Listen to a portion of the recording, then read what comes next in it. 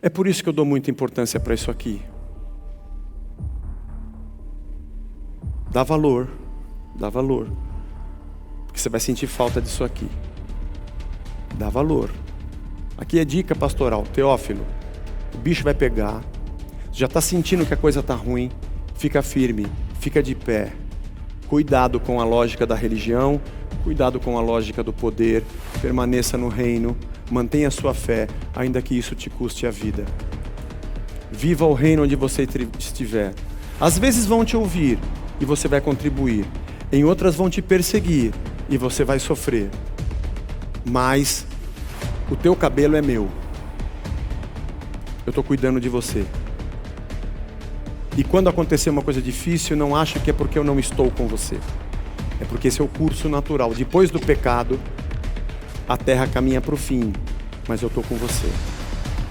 Enquanto a gente tem isso aqui, dê valor a isso aqui. Dê valor. Dê valor à nossa vida como corpo, como igreja, enquanto a gente tem isso aqui. Dê valor ao amor das pessoas que estão ao seu lado. Como diziam nossos pais, onde só as pessoas que vão dizer eu continuo com Cristo mesmo tomando porrada e sendo perseguido, vão permanecer. Não sei se a nossa geração, apesar de que a gente já sente muito isso hoje, talvez nossos filhos, netos, vivam mais essa realidade. Todos odiarão vocês. Irmão, acorda. Igreja nasceu para ser perseguida. Tudo bem para você? Você continua crendo em Cristo? Nós estamos agora em Lucas 21, versículo 5. Lembra da semana passada? A mulher, a viúva pobre que deu aquelas moedinhas. Nós falamos sobre os debates de Jesus com os religiosos no templo, com os sacerdotes, com os saduceus, fariseus, herodianos, enfim. Aí ele mostra o caso da viúva, tem aquela cena, e aí eles estão saindo do templo. Eu vou lendo aos poucos e vou falando, tá bom? Hoje eu vou fazer assim. Então você pode manter a sua Bíblia aberta, o seu aplicativo aberto, ou sempre atento que vai estar na tela. Quando eles estavam saindo do templo, alguns falavam a respeito do templo, como estava ornado de belas pedras e de dádivas. Então Jesus disse: vocês estão vendo essas coisas? Virão dias em que não ficará pedra sobre pedra que não seja derrubada. Eles estão saindo do templo e os discípulos falam: nossa, que beleza, que construção. Falavam das pedras e das dádivas. Dádivas aqui são ofertas. Era uma movimentação muito grande, estamos falando da Páscoa. Era a gente trazendo ofertas e sacrifícios aos milhares, todos os dias pelas portas do templo naquela festa. E eles olham e falam, talvez os discípulos provavelmente, em outros evangelhos sinóticos, falam que os discípulos disseram essa frase. Lucas não está preocupado em dizer quem disse, mas que beleza, que pedras e quantas ofertas e que movimentação. E Jesus fala, não vai sobrar nada disso aqui. Vai ficar pedra sobre pedra. Nós não temos certeza absoluta em que ano Lucas escreveu isso para Teófilo. Há uma corrente que acredita que Lucas escreveu essas coisas, e você vai entender, ele fala sobre o fim dos tempos, sobre a destruição de Jerusalém, após o ano 70, porque no ano 70 é que houve a rebelião dos judeus contra Roma, e aí foram milhões de mortes, foi um levante muito grande de Roma, que destruiu o templo e acabou com tudo. Ali foi a pá de cal. Nós não temos essa história nas escrituras, nós temos na história. O historiador mais importante é Flávio Joséfo, do primeiro século, que conta essa história. Por que eu estou dizendo isso? Porque se Lucas escreveu isso daqui, depois do ano 70, está dizendo que o Teófilo já tinha passado por grande destruição de Jerusalém. E o Lucas está dizendo assim, olha o que Jesus falou, situando o Teófilo dentro da história. Mas a corrente mais aceita é de que Lucas escreveu antes do ano 70, bem próximo, bem perto. Porque ele escreveu Atos também, ele viajou com Paulo. Nós vamos, no ano que vem, entrar no segundo livro de Lucas, que é Atos dos Apóstolos. E o livro de Atos termina com a prisão de Paulo, não fala da morte de Paulo. E a morte de Paulo, 67, 68, depois de Cristo. Então pode ser que ele tenha... É bem aceito que ele escreveu antes. Então Lucas está contando isso para Teófilo num momento tenso. Está se aproximando a grande destruição de Jerusalém. E Jesus já está dizendo isso aos discípulos, isso aqui não vai ficar não. Você que lê a Bíblia e lê o Evangelho, você já percebeu que quando você tem um profeta pregando ou falando alguma coisa, a palavra que ele fala geralmente tem mais de um significado na interpretação. Então, Isaías falava do inimigo que viria, da destruição de Jerusalém e da restauração do reino, a nova Sião, e novos céus e nova terra. Bom, para aquele cara que ouviu as profecias de Isaías naquele tempo, estava com a cabeça pensando nos inimigos que tinham ao redor, no caso foi a Síria e Babilônia, que invadiram, no futuro acabaram fazendo isso, destruíram Jerusalém, e eles sonhavam com a reconstrução do templo. Mas quando ele fala novo céu, nova terra, parece que além daquele significado que aconteceria com aquele Israel, com aquele leitor que estava ali, tinha também um sentido futuro, escatológico, da segunda vinda de Cristo, de um outro reino, de uma outra Sião, de um outro céu e de uma outra terra, ou de um novo céu e de uma nova terra. Aqui não é diferente. Quando Jesus fala da destruição de Jerusalém, ele está falando de algo que aqueles leitores daqueles dias entenderiam muito bem, de uma guerra eminente que estava tensa, a aproximação delas, eles entendiam muito bem. Mas também falava sobre um reino futuro. É interessante, agora que eu estou te dizendo isso, conforme nós formos lendo o texto, você vai perceber, puxa, parece que ele está falando de agora, e agora parece que ele está falando para frente. E parece que o que ele está falando de agora, desse reino que vai acabar, e dessa Jerusalém que vai ser destruída, e que virá um outro tempo, parece que isso aqui que eles estão vivendo é meio que uma encenação profética do que ainda vai acontecer. É verdade, é bem por aí, presta atenção. Perguntaram a Jesus, pô, esse negócio não vai ficar pedra sobre pedra? Que sinal vai haver que essas coisas hão de acontecer? E Jesus respondeu, tenham cuidado para não serem enganados. Muitos virão em meu nome dizendo, sou eu, e também chegou a hora, mas não vão atrás deles. Cuidado, quando vocês ouvirem falar de guerras e revoluções, não fiquem assustados, pois é necessário que primeiro aconteçam essas coisas, mas o fim não será logo. Nós temos ouvido de rumores de guerras, e guerras são sinais.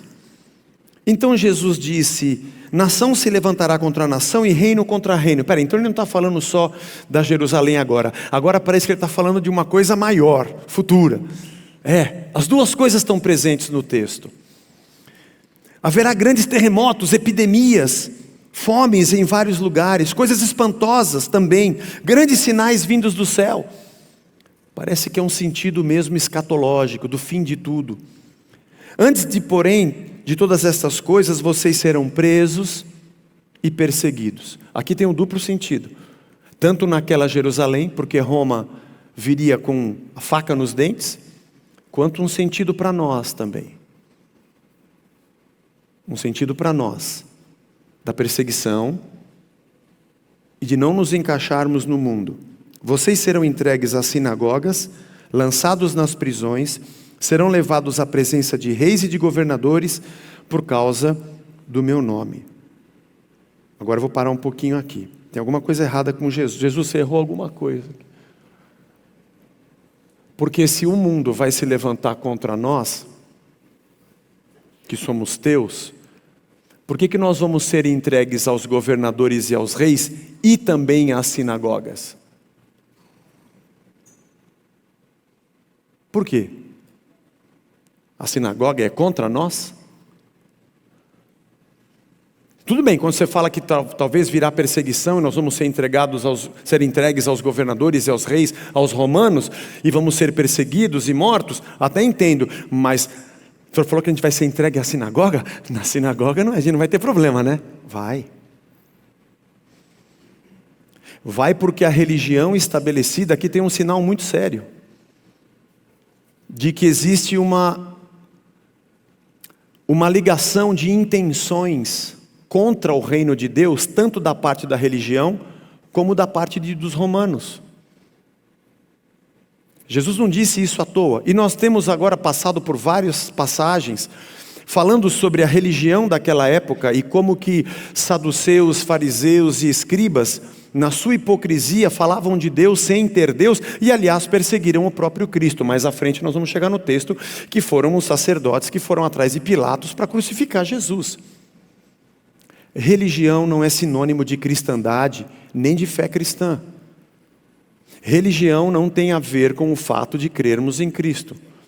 A religião não necessariamente fala sobre Deus. Aliás, religião não precisa nem de um Deus para existir. Tem até a igreja do Maradona. Não precisa de Deus. Religião, nos seus ritos, ela existe por si só. Pode não haver nenhuma entidade por trás daquilo, e na maioria das vezes não há. O próprio homem é a entidade. Ele cria os seus ritos, suas crenças, ele se emociona, chora e até milagres acontecem, sem que Deus esteja ali. Religião não é sinônimo de fé cristã. Portanto, tanto o poder estabelecido, Jesus disse, quanto a própria religião vão perseguir vocês. Isso acontecerá para que vocês deem testemunho, diz o versículo 13. Vocês vão passar por isso e vocês vão testemunhar do meu nome. Tomem, pois, a decisão de não se preocupar com o que irão responder, porque eu lhes darei palavras e sabedoria a que não poderão resistir nem contradizer todos que se opuserem a vocês. E vocês serão entregues até pelos seus próprios pais, irmãos, parentes e amigos, e eles matarão alguns de vocês. Ô Zé, quando Jesus ou os profetas falam do fim dos tempos, da perseguição, da grande tribulação, quando ela começa? Bem-vindo, nós já estamos. Ela começou quando? Quando Cristo ressuscitou. Desde lá, já tem perseguição. Se você olha para o mundo hoje e acha que não começou a tribulação, me leve-me ao seu líder. Onde você mora? Onde você vive? Pode ser que ela não seja tão intensa como é em alguns lugares quanto em outros, mas ela já existe. O que nós estamos assistindo é um agravamento do estado tribulacional, mas ele já está aí. Pais, irmãos e parentes vão entregar vocês e vão matar alguns de vocês. Então, Zé, o que a gente faz para impedir isso aqui? Não, sua pergunta está errada, essa pergunta não existe. Jesus já falou, isso já está acontecendo e vai acontecer. A pergunta não é o que eu faço para impedir isso. A minha pergunta é, você está pronto para isso?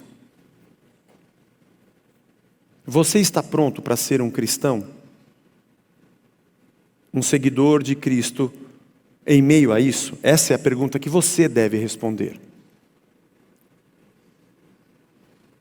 Versículo 17, todos odiarão vocês por causa do meu nome, mas não se perderá um só fio de cabelo da cabeça de vocês. No original está escrito assim, o cabelo da cabeça de vocês não vai cair. Aqui é um sinônimo de cuidado, tá? Se aconteceu bem ou aconteceu mal, relaxa. Só acontece porque eu estou permitindo, não se preocupem. Está tudo certo, tá? O fato de ter tribulação não significa que não existe Deus. Eu estou aqui. Mas vai acontecer. E é pela perseverança de vocês que vocês ganharão a sua alma. Eu queria ler 2 Tessalonicenses, não está na tela, só ouve e anota para você ler em casa. 2 Tessalonicenses 2, de 1 a 4. Ouve bem, ó, abre os seus ouvidos. Paulo está fazendo um eco do que Jesus disse. Ele diz assim, irmãos, no que diz respeito à vinda de nosso Senhor Jesus Cristo e à nossa reunião com Ele, pedimos que vocês não se deixem demover facilmente do seu modo de pensar, nem fiquem perturbados, quer por espírito, quer por palavra, quer por carta, como se procedesse de nós, dando a entender que o dia do Senhor já chegou. O que ele está falando? Cuidado, vai ter gente dizendo, chegou o dia, Jesus voltou. Não acreditem nisso.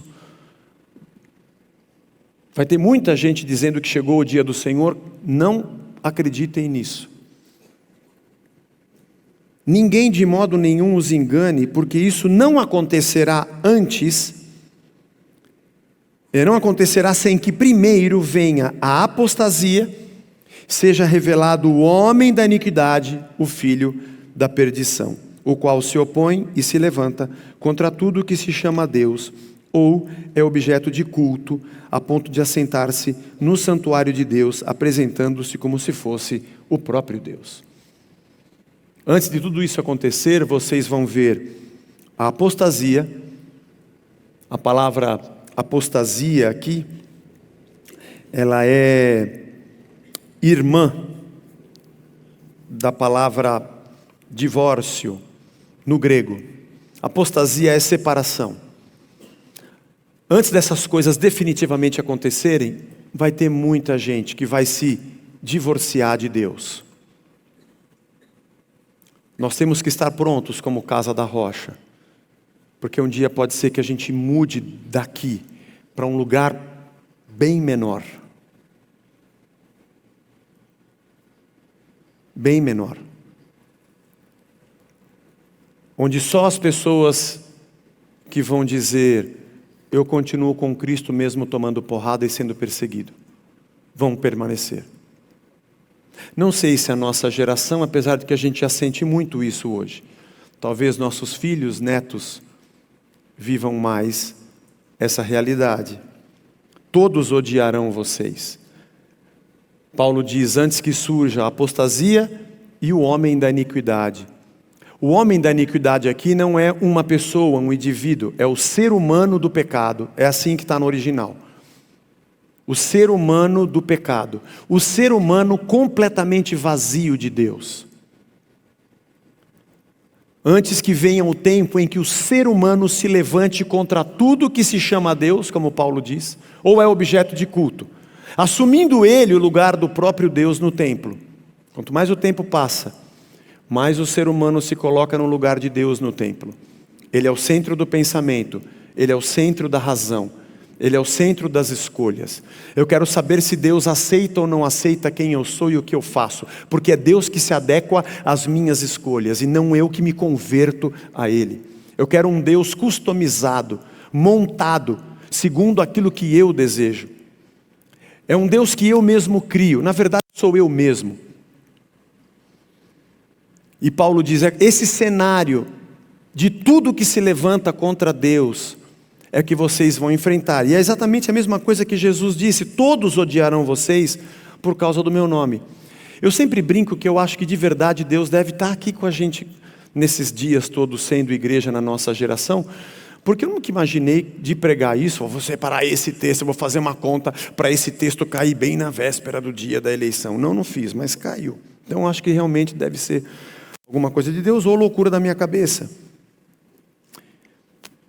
Você que já leu as profecias do Antigo Testamento, os Evangelhos, o sermão escatológico de Jesus, tanto aqui quanto em Mateus, que é maior, ou as palavras de Paulo a respeito do fim, ou até mesmo Apocalipse, que aliás o ano que vem é o tema do nosso Caminho das Letras. Você que é aluno vai chegar lá, você que não é, matricule-se.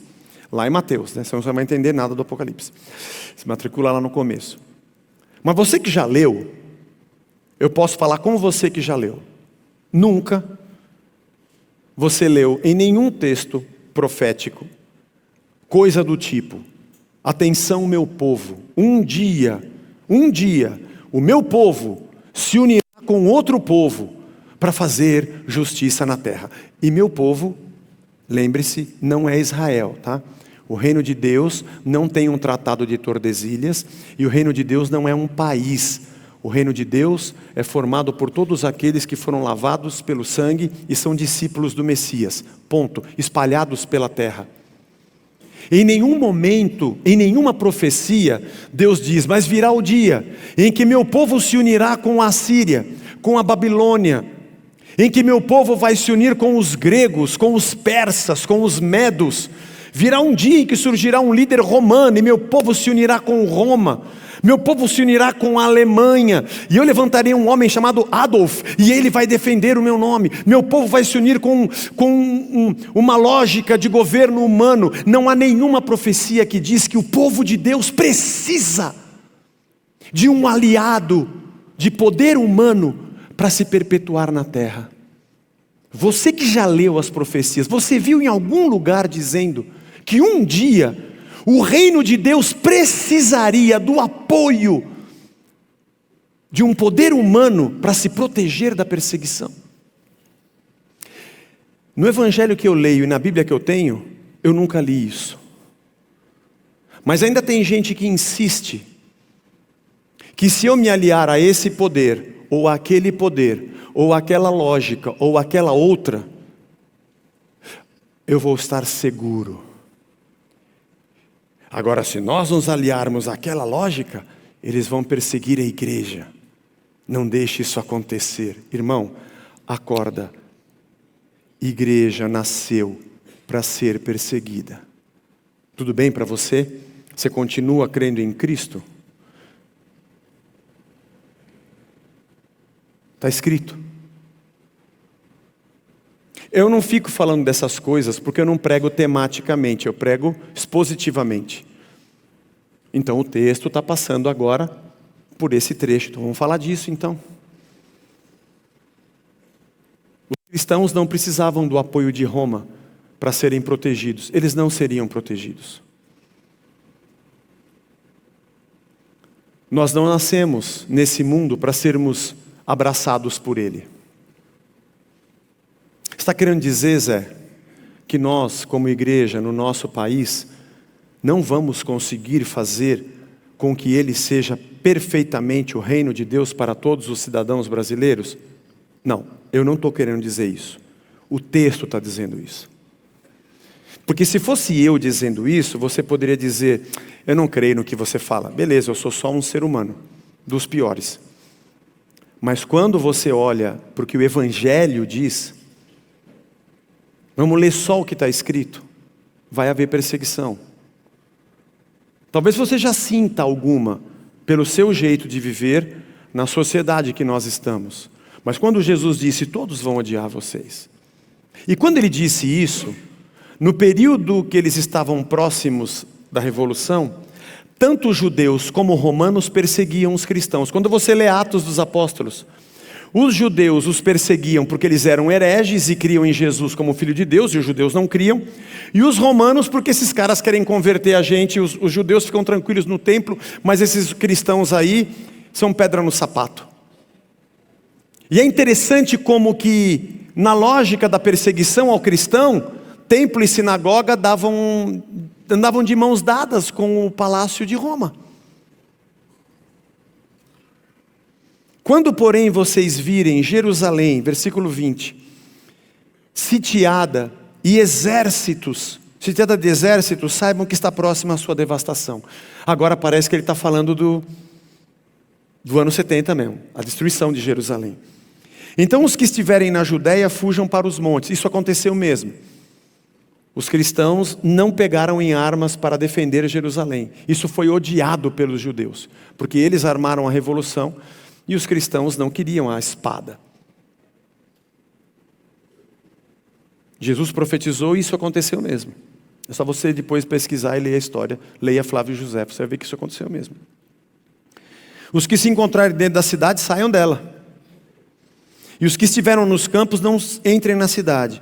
Porque esses dias serão de vingança para cumprir tudo o que está escrito. Anota aí para depois você ler na sua casa, lição de casa. Oséias 9:7. Jesus está citando a profecia de Oséias sobre o dia da vingança. Ai das que estiverem grávidas, das que amamentarem naqueles dias, porque haverá grande aflição na terra e ira contra esse povo. Cairão a fio da espada e serão levados cativos para todas as nações, até que os tempos dos gentios se completem e Jerusalém seja pisada por eles. Ele está citando Isaías 63:18. Essa Jerusalém aqui vai cair. Ô Teófilo, se prepare, tá bom? Mas olha, não entre na lógica deles, ainda que isso te custe a vida. muito da fé dos dias de hoje te ensina a fazer o seguinte: preserve a sua vida e abrace uma das lógicas existentes, mesmo que isso faça você negar a sua fé. E a lógica de Cristo é: preserve a sua fé, mesmo que isso custe a sua vida. Muita gente acha que a justiça no mundo será feita com uma Bíblia na mão, com um sujeito, um cabra, que vai ter uma Bíblia na mão e um porrete na outra, para dizer, ou você obedece isso aqui, ou a gente coloca a goela abaixo, ou você vai para o pelourinho, vai para a fogueira, vai para a fornalha, vai para a câmara de gás, vai para qualquer lugar. Isso já aconteceu na Idade Média. Essa história é cíclica, ela se repete. Quando o império invadia um país, a igreja vinha com o seu estandarte e a sua fé, e as pessoas eram obrigadas a virar cristãos. A igreja fez muitas atrocidades durante a história. Muitas Joana d'Arc foram queimadas por serem hereges e não aceitarem a palavra do Santo Padre e o domínio da Santa Igreja. Essa junção do poder da força humana com a força religiosa é uma bomba atômica. Isso aqui é uma nitroglicerina. Isso explode. É por isso que a reforma protestante, em inúmeras contribuições, veio trazer para nós a consciência do sacerdócio universal do cristão, de que cada um de nós entendemos e conduzimos a nossa vida aos pés de Cristo. Temos livre examinação das Escrituras para o nosso aprendizado e entendemos que Estado é uma coisa e igreja é outra. Isso é história. Mas muita gente ainda insiste em que o Brasil tem que ser um Talibã. Nós temos que ter um ayatolá. E o governo tem que ser religioso, seja de qualquer religião que seja. E o nosso movimento cidadão é sempre um movimento que busca uma acomodação pegajosa, onde eu me perpetue com segurança da minha religião, porque o poder vigente me abraçou. O mundo jaz no maligno. Nenhuma profecia nos ensina que um dia o povo de Deus precisaria se unir a uma lógica de poder humano para que fosse protegida. Não haverá essa proteção. A pergunta não é: tem um jeito da gente politicamente acabar com a perseguição? Não, não existe essa pergunta. A pergunta é: você está pronto para viver com a perseguição?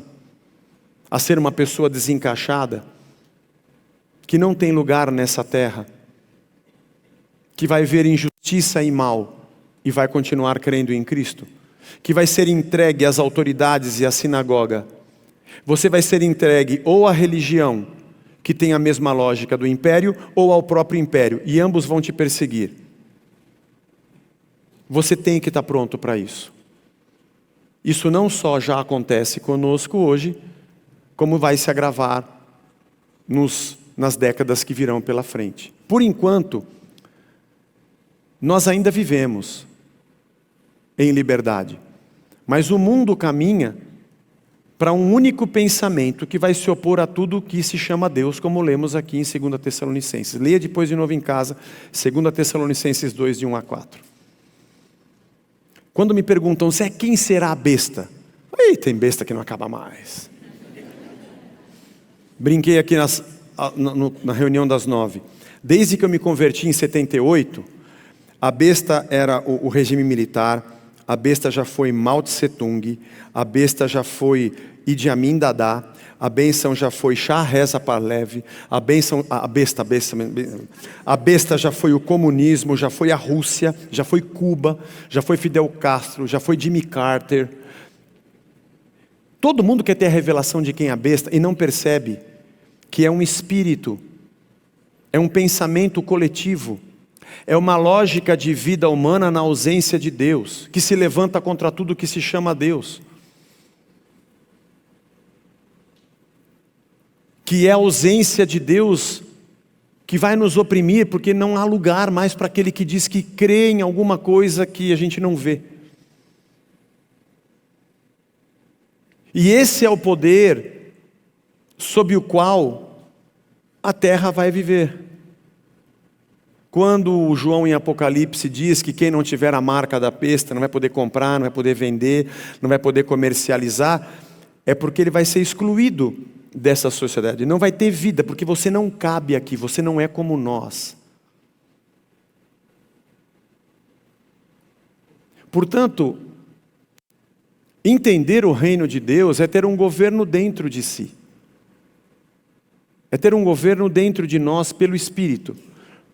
Obviamente que como cidadãos a gente vai ter que, no mundo decaído, onde jaz no maligno, e que não há guerra do mal contra o bem, mas apenas o mal, a gente faz nossas opções cidadãs que mais se aproximam do que a gente entende de reino, porque quem nos governa é o reino. Nossa ética, nossa educação, nossa honestidade, onde nós pautamos as diretrizes da nossa vida, estão no reino de Deus. Aí Jesus parece que fala de alguma coisa mais futura. Haverá sinais no sol, na lua, nas estrelas. Ele também está citando Isaías 13:10, Ezequiel 32:7, Joel 2:31, Joel 2:31. São textos que falam sobre o abalo dos céus, textos proféticos do Antigo Testamento, que já falavam lá do futuro, do final dos tempos. Sobre a terra haverá angústia, entre as nações em perplexidade, por causa do bramido do mar e das ondas. Ou seja, a terra vai ser abalada. Pessoas vão desmaiar de terror pelas expectativas das coisas que sobrevirão ao mundo, pois os poderes do céu serão abalados. Então, com certeza, ele está falando do futuro mesmo. Então verão o Filho do Homem vindo numa nuvem com poder e grande glória. Ora, quando essas coisas começarem a acontecer, levantem-se, fiquem de cabeça erguida, porque a redenção de vocês se aproxima. Cabeça erguida, irmão. Cabeça erguida, eu sou de Cristo, eu sou de Jesus, eu creio no reino, eu creio nessa justiça, eu creio nesse amor, eu creio nessa misericórdia. É isso que determina as minhas atitudes nessa terra, é nisso que eu creio, é assim que eu faço. Ainda que isso me custe, aonde eu estiver, porque no dia em que eu tiver que negociar meus princípios do reino, para ter segurança na terra, eu já fui derrotado pelos princípios da terra. O dia que eu precisar abrir mão dos meus valores para me acomodar a um ideal humano, eu já fui derrotado por eles. Ainda que eu me perpetue de pé. Eu fico de pé no reino de Deus. Por isso Jesus diz nos versos seguintes, vou contar uma parábola para vocês. Olhem para a figueira, é para todas as árvores. Quando vocês veem que começaram a brotar, vocês mesmos sabem que o verão está próximo. Vai olhando o fruto, ele está amadurecendo. Não chegou o verão, mas está chegando. Preste atenção. Assim também quando virem acontecer essas coisas, saibam que está próximo o reino de Deus. Em verdade lhes digo que não passará essa geração sem que tudo isso aconteça. Aqui ele está falando de Jerusalém no ano 70 mesmo. Vocês que estão aqui ouvindo, inclusive você, Teófilo, vai assistir essas coisas. Passará o céu e a terra e as minhas palavras não passarão. Pode crer, isso vai acontecer. Tenham cuidado para não acontecer que o coração de vocês fique sobrecarregado com as consequências da orgia, da embriaguez, das preocupações com esse mundo, para que aquele dia não venha sobre vocês repentinamente como uma armadilha. Não fiquem entorpecidos pela lógica dessa terra, pelo que se bebe, pelo que se come, pelos prazeres que esse mundo tem. Essa não é a sua saída. A segurança da sua vida não está nessas escolhas. Ela transcende, ela está fora dessa existência. Olha para os céus. Em outro trecho, Jesus disse: quem quiser salvar a sua vida vai perdê-la. Mas quem estiver pronto para perdê-la vai ganhá-la. Tudo bem? Você está pronto para perder a sua vida? Suas decisões e escolhas? Você está pronto para perder os seus prazeres? Quando vier Roma, Não vai ter seu direito, não. Você vai para a cruz, você entendeu? Você pode escolher se curvar a César e ao imperador, e ele te protege. E você vai se curvar a uma lógica para preservar a sua vida, ainda que você perca a sua fé. Ou você vai escolher ficar de pé e preservar a sua fé, ainda que isso custe a sua vida. Por isso que no final dos tempos o amor de quase todos esfriará, disse Jesus. Ser cristão não é para qualquer um. Apesar de que muita gente usa as páginas da Bíblia para dar razão ao seu abraço às lógicas da terra, com textos isolados e versículos fora de contexto, o que Jesus disse é que a gente não tem lugar nessa terra. Você está pronto para isso? Avisa que domingo que vem a gente põe menos cadeira e o aluguel daqui aumentou, a gente vai para um lugar menor.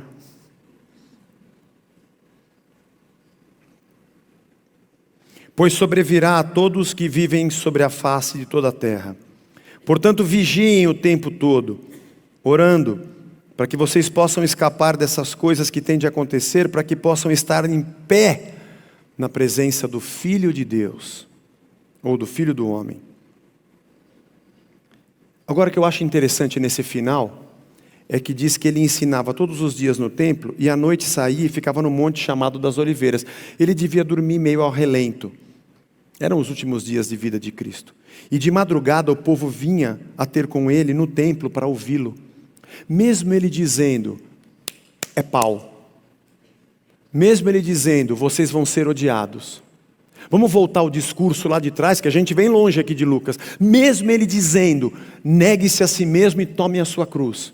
Mesmo ele dizendo, jogue fora os teus prazeres e creia no meu reino. Mesmo ele dizendo, não se adeque ao que você está vendo, aos padrões que a vida te oferece. Morra para isso. Mesmo ele dizendo, se vocês crerem em mim, tanto a religião quanto o império vão vir contra vocês. Aleluia. Tinha gente que ficava até entardecer quando ele ia descansar, e de madrugada já ia querer ouvir de novo. São aqueles que fugiam da obviedade, da aceitação do que estava ao redor deles. Era óbvio que o melhor era babar ovo para César.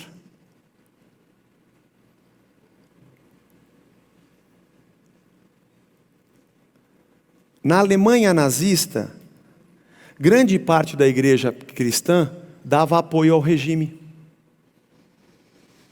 Se você já leu livros, por exemplo, de Dietrich Bonhoeffer, ele era um pastor cristão dentro da Alemanha que lutou contra o que a própria Alemanha fazia, e o nazismo.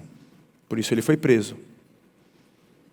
Ele e o seu cunhado, e acho que o sogro, se não me engano, preciso rever a história, foram executados 15 dias antes da Segunda Guerra acabar.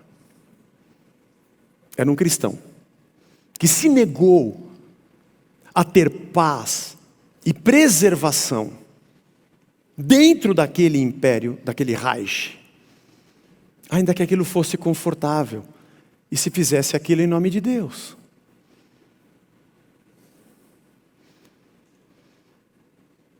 Por isso que a pergunta não é, Zé, o que a gente faz para evitar a tribulação? Essa pergunta está errada, ela não existe, não tem como evitar. A pergunta é outra. Quem são as pessoas que olham para tudo isso e dizem, amém, vou viver no meio disso, entendendo que o reino de Deus tem outro tipo de pensamento, sendo alguém que as atitudes, que as ações e reações diante do mundo não são provenientes de um pensamento econômico, social, político, identitário, qualquer que seja, mas do reino. E de vez em quando, nesses diálogos onde eu vivo no meio desse mundo, eu vou contribuir por um tempo. Em algumas situações, eu vou poder dizer, olha, eu creio nisso e acho que isso é justo. E pode ser que faça sentido na sociedade, alguém até diga, oh, legal o que você falou, contribuiu com a gente. Mas eu não tenho essa garantia sempre. A garantia que eu tenho é que vai chegar um dia que a gente vai falar, olha, Jesus disse, que Jesus, isso nem existiu. O espírito dominante é anticristo. E vai dizer, aqui você não come, não bebe, não... Você não tem a marca que nós temos da nossa existência e da nossa vida. A marca da besta já foi cartão de crédito, código de barra, vacina, me ajuda, Rubinho, chip, microchip, celular, agora o que foi, Marcelo? A televisão já foi a marca da besta. A marca da besta está aqui, ó. Eles falam que está na testa para todo mundo ver. Está dentro do ser humano. Você não é como nós. O mundo não será democrático. Aliás, grande parte do mundo não é. E o mundo ocidental, que se diz democrático, está sendo tomado por um único pensamento coletivo que se levanta contra tudo o que se chama Deus. Apesar de democrático, ele não o é. A luta do bem contra o mal é uma fábula. O reino de Deus não está lutando contra o mal. Porque Jesus, com o sopro da sua boca, destruirá Satanás. Ele não precisa de lutar contra o mal. Ele só faz um... Pronto, te afoguei. Jesus não precisa lutar contra o mal. Aliás, o mal está morto. O problema é se nós vamos nos entregar a uma lógica morta ou a uma lógica viva. E sermos servos de Deus. Muito bom passar por esse trecho. Eu não fico pensando assim, eu vou chegar no domingo, fazer uma pregação sobre o fim dos tempos, aí que o povo vai tremer, aí vão ficar crente. Não, irmão, você sabe que eu não faço isso. Aliás, eu não fico pensando, vou pregar tal coisa para poder... Não. Nós estamos vindo de Lucas, essa acho que é a 72ª pregação, se não me engano, ou 73ª em Lucas. São 72 ou 73 domingos que a gente está falando desse texto, trecho a trecho. Bom, calhou tinha que passar, não ia pular, né, irmão? Eu não forço a barra para fazer, mas também não fico pulando para não fazer. Irmão, se você for da Casa da Rocha e continuar aqui, nós já fizemos 1 Coríntios, já fizemos Gálatas, Efésios, já fizemos Filipenses, já fizemos o Evangelho de Marcos, agora estamos em Lucas. Eu espero, antes de eu morrer, eu poder passar todo o Evangelho várias vezes, se Deus quiser, e a gente vai falar de tudo que tem que ser falado. Porque nós precisamos ouvir tudo que o reino tem para dizer para nós. Nós só não podemos dar ouvido àquilo que não é vida. Isso não estou falando para você ter medo. Eu não amo a Deus porque eu tenho medo de Satanás. Eu amo a Deus porque eu amo a Deus. Mas o que vai acontecer no fim? Bom, vai acontecer. Eu nasci. Você nasceu, né?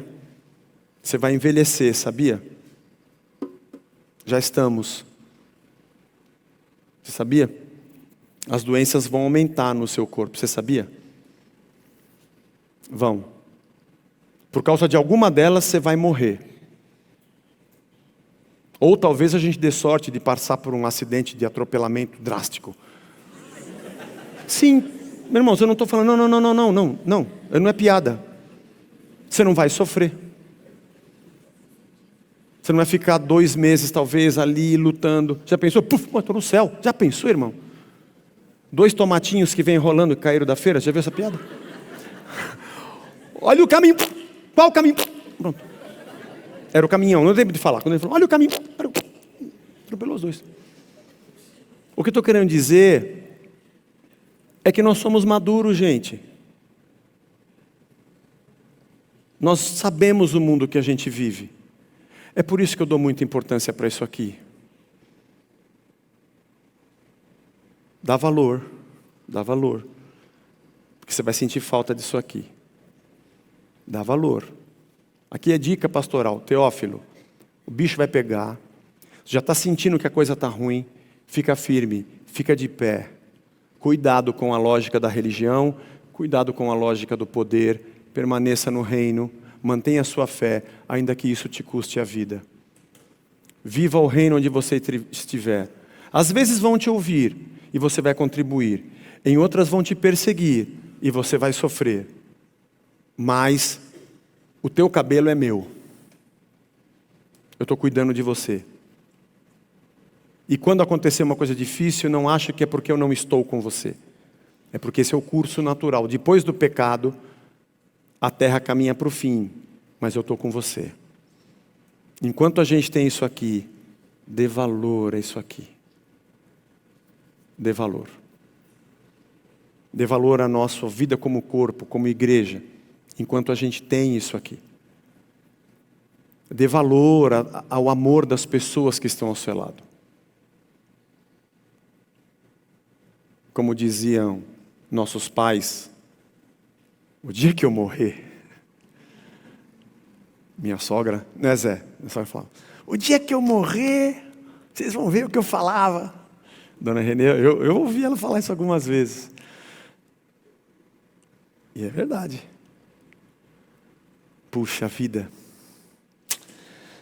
Tivesse mais um dia, né? Para poder dizer, nossa, que falta faz. Dá valor a isso aqui, irmãos. Troca as figurinhas lá com as crianças lá. Entendeu? Vem no encontro das mulheres aí. Vai ter um dia que você não vai ter isso não. E você vai falar assim, puxa vida, tanta coisa me preocupou e eu podia ter ficado mais 10 minutos lá. Encerrando com uma canção evangélica do Emicida. Tudo que nós tem é nós. O reino, a vida como irmãos. Deus nos abençoe. Vamos ficar de pé? Desculpe ter estragado o seu domingo. Você não queria falar sobre morte, destruição, nem sobre grande tribulação. Você não saiu de casa para cá. Mas se você tivesse lido antes o texto, você não vinha. Ih, já viu que ele vai pregar. Vou só no outro domingo. Senhor, obrigado pela tua palavra. E obrigado pelo teu evangelho. Todo dia, nós somos tentados, Senhor. Tentados a abraçarmos um pensamento dessa terra. Em tudo que a gente olha, na nossa vida social, nas amizades, nas nossas paixões, na nossa economia, na política, na religião, todo dia eu sou tentado a abraçar um pensamento. E todas as vozes que me cercam estão me dizendo que é isso que eu preciso, porque é isso que eu sou. E eu me esqueço que eu sou o que eu sou a partir de Ti, e eu sou o que eu sou porque o Senhor habita em mim. Todo dia a gente é tentado. Todo dia tem alguém tentando nos engolir e nos devorar e dizer, agora você é meu. Fique aqui que você não morre. Mas o Teu reino é o lugar da morte, Senhor. Esse é o evangelho da cruz. Eu preciso repetir agora de novo, Senhor. Estou crucificado com Cristo e não vivo mais eu, mas Cristo vive em mim. Nós precisamos, Senhor, tomar essa decisão. Nos ajuda. Ainda que isso nos custe, nós vamos permanecer no evangelho. Eu prefiro, ainda que eu perca garantias de segurança nessa vida, estar de pé mantendo a minha fé. Eu não quero, para ter segurança nessa vida, perdê-la, perder a minha fé. Nos fortalece e que esse texto possa nos ajudar na decisão de que eu continuo com Jesus. Estamos a uma semana das eleições, Senhor, e é tanta gente falando tanta coisa.